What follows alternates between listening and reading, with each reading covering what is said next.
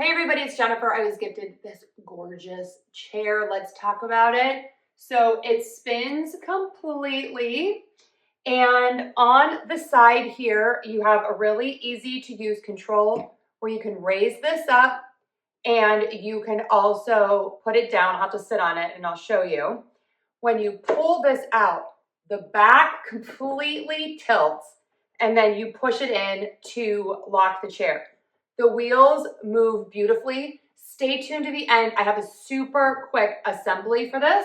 So let's put the chair down and let me show you how far this goes back. Look at that. Here's another amazing part. You can pull this out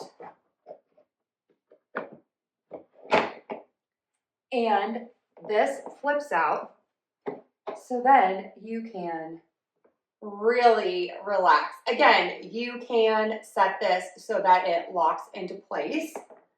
And then when you're finished, this flips and pushes back in, and then I'm going to lock this in by pushing it. You get a lumbar support pillow with this. And this is so great. I'm going to be using this in my everything room where I have a TV, I do some work down here. And what is great is that when you're working, you can use these as armrests. However, these go the entire way down. And when they do, you can sit with your legs up. You can also pull these up and they can be a little bit tighter in. I absolutely love this chair. Let's take some more close-up looks. Look how pretty she is. I love this. I'm going to call it boucle material. It has a metal base and it has the really nice firm cushioning. The wheels spin beautifully and this moves the entire way around in a circle. The bottom pulls out as I showed you before, and you have that beautiful tufted look on the back.